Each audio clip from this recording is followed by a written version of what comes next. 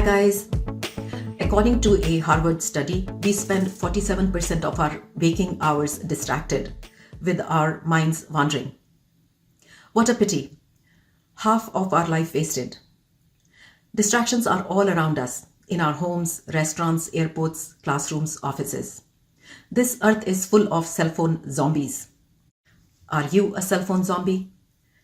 Do you want to get out of this insanity and be human again? Then stay with me for 3 tips. Also, please share with me in comments, what do you do to keep your sanity? So let's get started.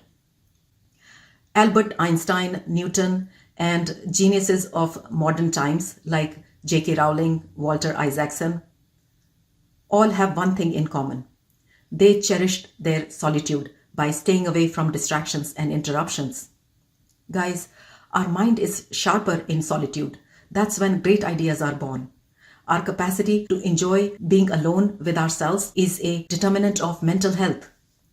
It gives us space to discover the genius within us. With so many distractions these days, it is difficult to concentrate on a meaningful task. So what can be done? J.K. Rowling isolated herself in Balmoral Castle for writing Harry Potter. Yes, I'm talking about creating a solitude bubble. Not everyone can afford lofty hotels for me time, but you can design a digital bubble around you.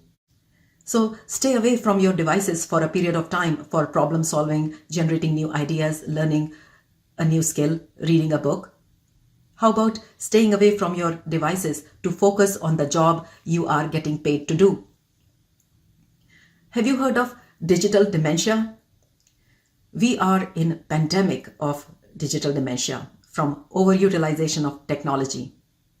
Just like Alzheimer's, digital dementia destroys our cognition. It destroys our neurons, our ability to think clearly. It leads to short-term memory loss. Plus, you're losing precious gift of time when you're drifting away aimlessly. Friends, don't let dementia set in you. So create a solitude bubble. Secondly, protect your mornings. Dr. Mark Smith, a 36-year-old surgeon, starts every morning with his phone, checking and replying to messages before getting out of bed. Over morning coffee, he reads news on his CNN app. And even when driving to hospital, he is frequently checking his phone. By the time he is in the OR at 7 a.m., his mind is filled with clutter. He's exhausted even before he begins his day. Sadly, many households have a similar story. Reading headlines, checking emails, WhatsApp messages, and shopping online in the morning steals your time.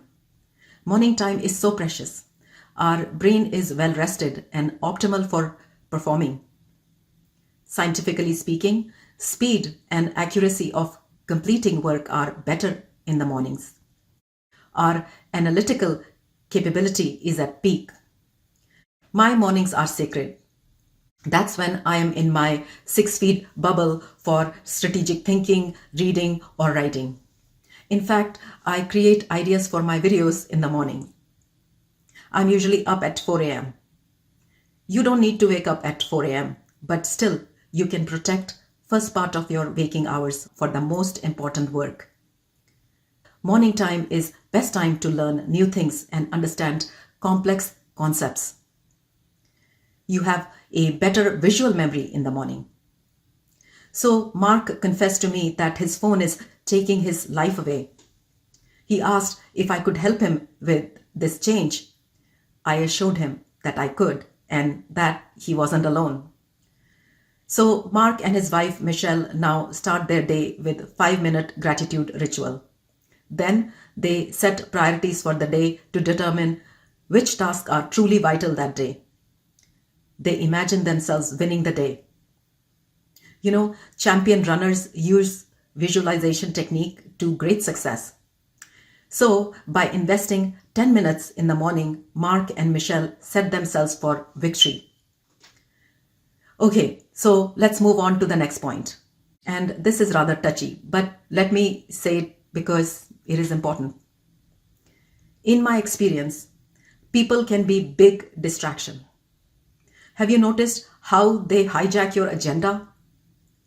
They are not really bad people, and you may actually like them. You may even love them. Building relationships with our people is essential, but learn to recognize when they are adding to the background noise. Set boundaries. Ask them to stay away when you have some important work to do. Close the door to focus for a while. Stand up when a colleague is lingering around unnecessarily. A friend of mine has only one chair in his office, so no one is tempted to sit down for an unofficial and uninvited meeting. Personally, I use a do not disturb sign because I get interrupted a lot. Sounds tough? Are you afraid of being perceived as antisocial, rude? If you don't set boundaries, your precious time will chip away and all your meaningful tasks will remain on the shelf.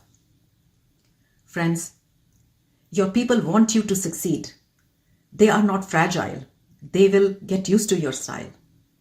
Disciplined people inspire others. So be disciplined. Inspire others.